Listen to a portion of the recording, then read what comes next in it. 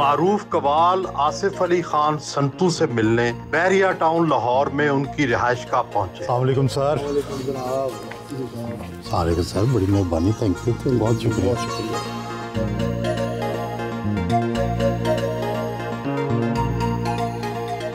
कवाल और गायक घरानों का नाम बनते बनते तो सदियां बीत जाती हैं। आपके दादा संतू खान और परदादा मौला बख्श का बड़ा नाम है।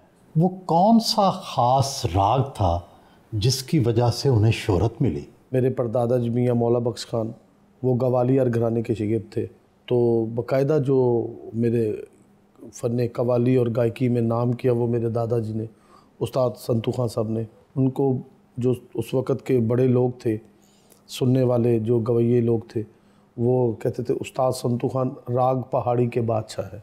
और जो बड़े ग़ुलाम अली ख़ान साहब, बरकत अली ख़ान साहब ने ये एक किताब थी नकूश, उसके अंदर बाकायदा बड़े ग़ुलाम अली ख़ान साहब का जो इंटरव्यू है उसने कहा कि राग पहाड़ी के जो बादशाह है वो उस्ताद संतू खान के 9 पोतों में से संतू खान का खिताब सिर्फ आप ही को मिला। इसकी कोई ख़ास वजह, आप में क्या ख़ास चीज़ देखी उन्होंने? माशाल्लाह मेरे बड़े भाई भी बहुत अच्छे हैं, अपनी मेरे साथ हैं, वो मेरे राइट एंड लेफ़्ट मेरे बाजू हैं। वो ये दुआ है मेरे माँ बाप की और मेरे दादाजी की दुआएं और मेरे पीरो मुर्शिद की दुआएं। कोई जो चीज़ आपने उनके सामने गाई होगी, कुछ कहा होगा जिस पे उन्होंने कहा, वो क्या ख़ास चीज़ थी? बचपन में प्यार से बाबू कहते थे मेरे दादाजी, मुझे कहते थे, तो कहते बाबू ने इधर ले आओ मेरे को।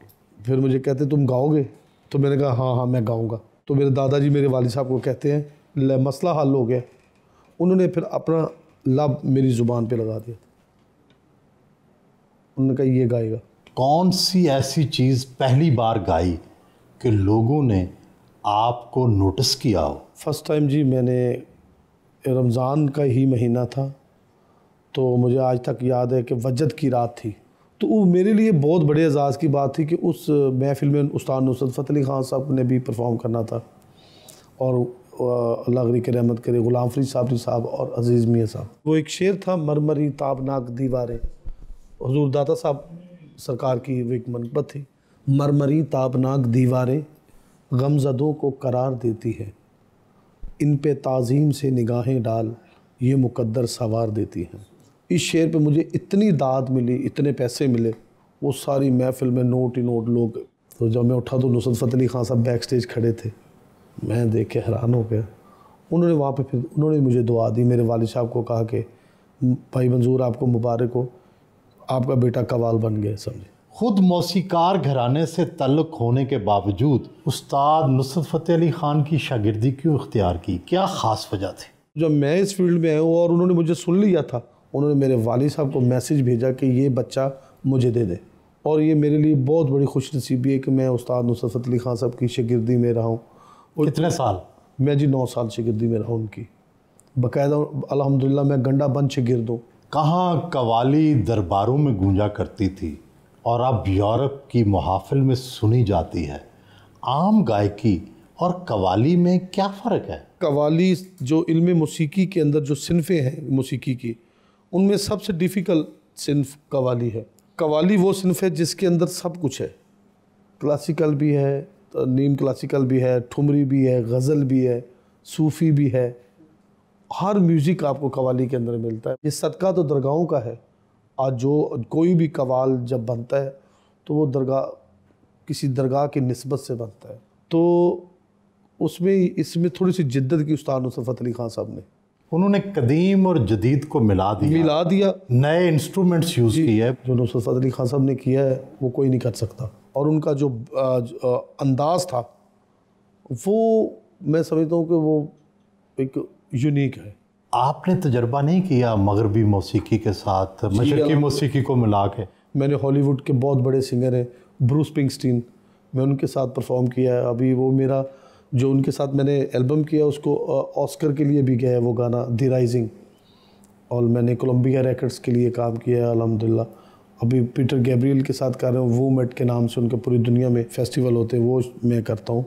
तो अल्हम्दुलिल्लाह मुझे काफ़ी तजर्बा है। अभी मैंने एक ह्यूमन मूवी है, वो उसमें पूरी दुनिया के जो बड़े बड़े लोग हैं उसका म्यूज़िक भी मैंने दिया है फ्रांस में। एक तरफ आप अपने गायक घराने के सच्चे फर्जंद और दूसरी तरफ उस्ताद नुसरत फ़तेह अली ख़ान के सच्चे शागिर्द, आपने कौन सा अंदाज़ अपनाया है? मैं तो बस एक मिशन लेके शुरू हूँ। अगर कोई मुझे इस वो तकड़ी में तोलेगा कि मैं संतू खां का पोता हूँ तो मैं उस तरह का गाऊँ, मैं उस तरह का गा ही नहीं सकता हूँ। अगर कोई मुझे इस तकड़ी में तोले कि मैं नुसरत फ़तेह अली ख़ान का शागिर्द हूँ तो मैं नुसरत फ़तेह अली ख़ान हूँ, नहीं। मैं तो उस्ताद ही होता है, शागिर्द होता है, बाप होता है, बेटा होता है। राहत फ़तेह अली ख़ान भतीजे और शागिर्द, आप नुसरत फ़तेह अली ख़ान के एक ख़ास शागिर्द, दोनों की गायकी में क्या फ़र्क है?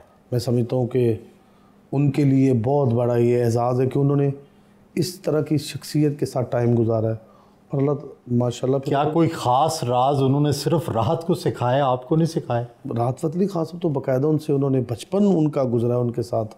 ज़ाहिर बात उन्होंने जिस तरह उनको बताया उस दौर में, मैं नहीं समझता किसी और को बताया होगा। मुझे भी बड़ी उन्होंने चीज़ें ऐसी बताई हैं जो मैं शेयर करता हूँ लोगों में, तो लोग कहते हैं कि ये नहीं, हमने पहली दफ़ा ही सुना है। मिलते रहते हैं आपस में आप? जी माशाल्लाह, कई हमारी फील्ड इस तरह की कई गाए बगाए मुलाकात होती रहती है। क्या कभी बेसुरा होने पर किसी उस्ताद ने टोका है?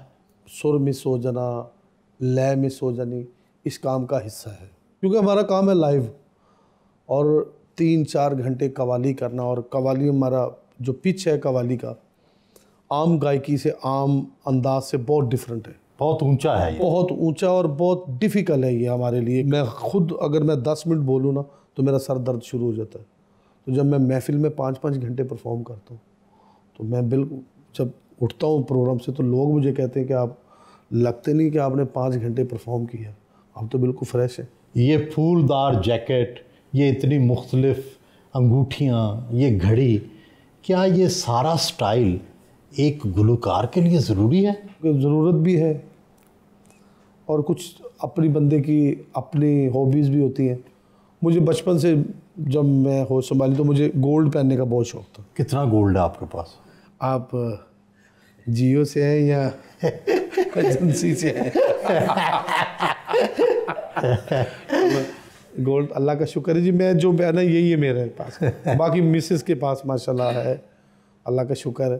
तो मुझे ये शौक़ है, ये मेरे मुर्शिद पाक जो है उन्होंने मुझे अता किए ना। पहले मैं नहीं पहनता। कौन सा पत्थर है ये? ये जी पन्ना है जी, ये रूबी स्टार रूबी, और ये नीलम है।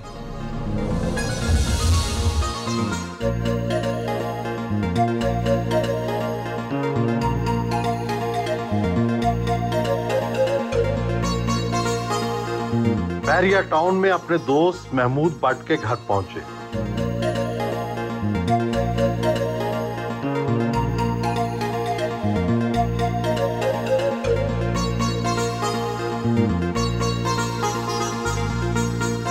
महमूद भट्ट शिकार का शौक रखते हैं। शिकार किए गए मुख्तलिफ जानवर हनूद शुदा शक्ल में महफूज कर लिए गए।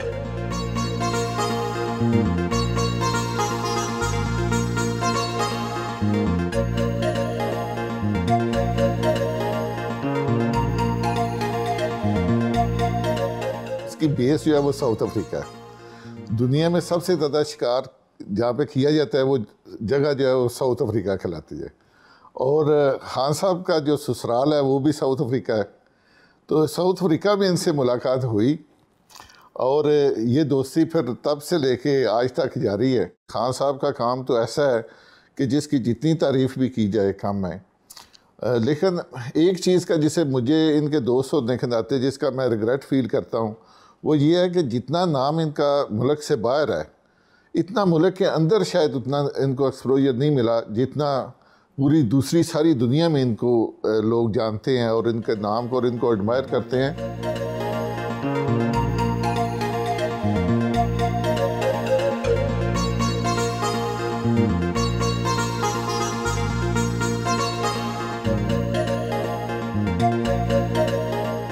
दो 2012 के लंदन ओलंपिक्स में मलका बरतानिया के सामने कवाली करने का एजाज़ भी हासिल हुआ।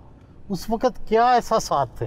मैं समझता हूँ कि मैं बड़ा खुश नसीब हूँ कि वो इस तरह का मुझे मिला, ये एक चांस मिला और मुझे बड़ी इज्जत मिली, वहाँ से बड़ी कामयाबी मिली। जिंदगी का वो कौन सा लम्हा था जब आंखों में आंसू भर भर आए हों, बहुत रोए हो?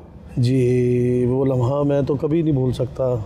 जब मेरे वालिद साहब की डेथ हुई है, उस वक़्त वो मेरे लिए, मैं ज़िंदगी में इतना नहीं कभी रोया।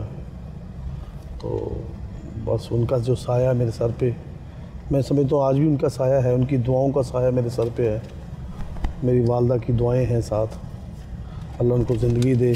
8 भाइयों यानी 8 ख़ानदानों की कफ़ालत कर लेते हैं, ये कैसे मुमकिन होता है? मैं तो कुछ नहीं कर सकता, मेरी तो इतनी कोई हैसियत नहीं है, बस ये दुआएं हैं और अल्लाह ताला का ख़ास करम है कि वो मेरे साथ अटैच हैं और मुझे ये एक ड्यूटी मिली हुई है और मैं ड्यूटी कर रहा हूँ। कवाल पार्टी के यहाँ कोई ऐसा मुनसिफाना निज़ाम राइज है कि बरसों जोड़ियाँ नहीं टूटती, आखिर वो निज़ाम है क्या, किस तरह इससे तकसीम करते हैं? मैं पार्टी लीडर हूँ, मेरे 11 हिस्से हैं और मेरे जो बड़े भाई हैं वो हारमोनियम पे हैं, उनके 3 हिस्से हैं। जब मेरे वालिद साहब सेंटर में बैठते थे उनके 4 हिस्से थे, अभी भी वो हिस्सा कायम है, वो मैं अपनी वालदा को पेश करता हूँ। और जो दूसरे लेफ़्ट बाजे पे हैं मेरे, वो भी मुझसे बड़े भाई हैं, रज़ा हुसैन। जो सबसे बड़े भाई हैं वो सरफराज हुसैन, वो राइट बाजे पे होते हैं। और जो लेफ़्ट बाजे पे और रज़ा हुसैन, उनके भी उतने 3 हिस्से 4 हिस्से हैं। और जो कॉर्नर पे है वो मेरा नेफ्यू है बख्तियार, उसके भी माशाल्लाह 3 हिस्से हैं। जो नए लोग हैं उनके एक एक हिस्सा है। क्या इन हिस्सों से भाइयों का और हम नवाओं का अच्छा गुजारा हो जाता है? अल्हम्दुलिल्लाह भाई सब बड़े खुशहाल हैं, सारी पार्टी अपने अपने घर हैं उनके और अपनी गाड़ियाँ भी हैं। मौसीकी हो या कवाली, इसको हवाई रोज़ी समझा जाता है। क्या कोई अंदाज़ा है माहाना कितने पैसे कमा लेते हैं? हाँ ना, काफ़ी बना शुक्र। पर पर्सन बंदे जो मेरे साथ काम करते हैं, जो कोरस वाले हैं, जो उनका 5-6-7 लाख रुपए बन जाता है महीने का। और आपका तो बहुत ज़्यादा। जी मालिक का शुक्र है जी, अल्लाह का।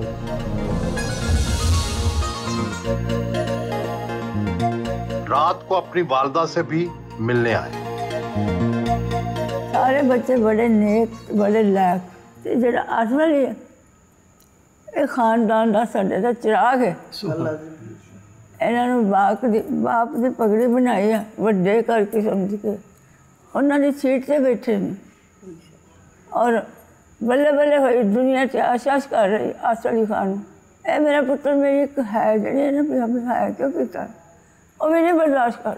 अल्लाह का खाना आबाद रखे, मौला बचपन पाक का सदका सारे भरा जून अल्लाह का सलूक इतफाक रखे। भैनों ने हिस्से लाए, 2 भैनों बेवारी उन्होंने खावन नहीं है, उन्होंने हिस्सा लाया। मेरे हिस्से जाते मैंने, बाप का हिस्सा मैंने दे दे। बिस्मिल्लाह बिस्मिल्लाह।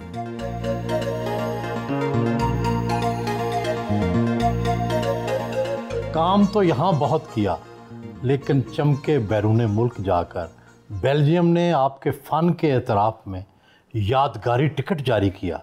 ये कैसे हुआ? 150 मुल्कों का फेस्टिवल था, वो ब्रसल में बाज़ार फेस्टिवल था, तो वहाँ पे मेरी परफॉर्मेंस थी।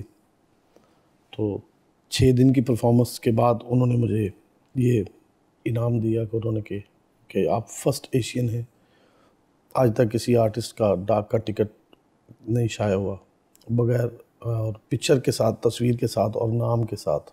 बहुत परफॉर्मेंसेस दी, बड़े लाइव शोज़ किए, लेकिन सबसे लंबा तरीन लाइव शो कौन सा था? एक मैंने प्रोग्राम किया था, तकरीबन 9 से 10 घंटे परफॉर्म किया था। फेफड़े तो दुख गए होंगे जी, वो पूरा जिस्म, फिर मैं 6 दिन 5-6 दिन तो फिर होश नहीं आई। वो एक मेरे लिए चैलेंज था। एक बुज़ुर्ग थे, वो अपना कलाम लिखते थे और तकरीबन वो अपना कलाम देते थे और वो कहते बस यही गाने हैं। उसमें तकरीबन वो कलाम होते थे 18 से 20 कलाम, वो पूरा पढ़ने हैं तो फिर महफ़िल समा उनकी पूरी होती थी।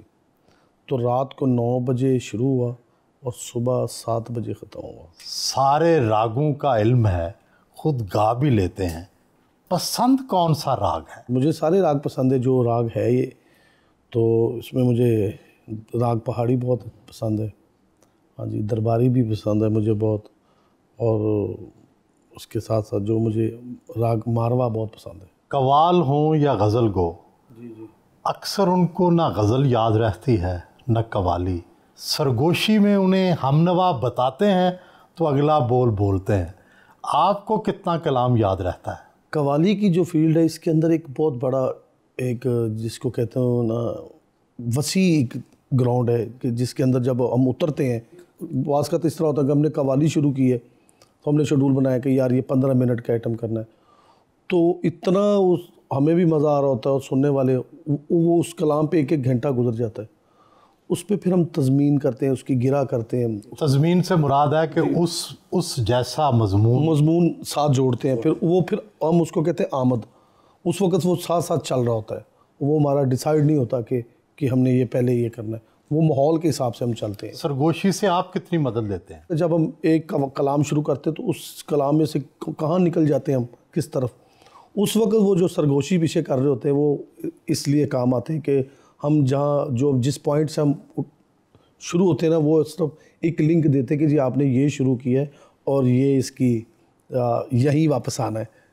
तो फिर वो थोड़ा बहुत मुझे वो बीच में मुझे वो बताते भी हैं कुछ नई गिरा, नया कुछ शेर, नया कोई ऐसे जो ज़्यादा जो सूफ़ी हमें जो लाइक कर रहे हैं उसके ऊपर तज़मीन कर रहे हैं, तो वो फिर वो मुझे बताते हैं कि ये शेर इस जगह पे कहना है। कवाल टीम में अक्सर दर्जन से ज़्यादा लोग होते हैं। क्या वाकई ही कवाली के लिए इतने लोगों की ज़रूरत होती है या ये सिर्फ शोशा के लिए है? ख्वाजा मोइनुद्दीन चिश्ती रहमतुल्लाह अलैह ने जब इसको महफ़िल समा का नाम दिया तो इसके अंदर जो हमारे साथ लोग होते हैं ना वो एक पूरा एक जज्बा होता है कवाली का, और ये 15-20 लोगों को साथ लेके चलना और एक कलाम को शुरू किया तो लोगों पे जो एक कैफियत वजद होता है, एक वो इन लोगों जो लोग साथ होते हैं तबले पे, हारमोनियम पे, क्लैप पे, ताड़ी जो जिसको कहते हैं, और जो पीछे मुझे प्रमोट कर रहे होते हैं, ये लोग एक पूरा एक गुलदस्ता है। ये सारे आपके ख़ानदान के लोग हैं? जी मोस्टली मेरे अल्हम्दुलिल्लाह मेरे माशाल्लाह हम 9 भाई हैं, तो एक भाई तो बाहर होते हैं, तो हम 8 भाई इस फील्ड में हैं। वैसे तो 28-30 लोग हैं मेरे साथ काम करते हैं, स्टेज पे हम 16-17 लोग बैठते हैं। उनके बगैर कवाली हो ही नहीं सकती, अकेला बंदा कवाली नहीं कर सकता। कवाली हो या गीतकारी, शायरी बड़ी अहमियत रखती है।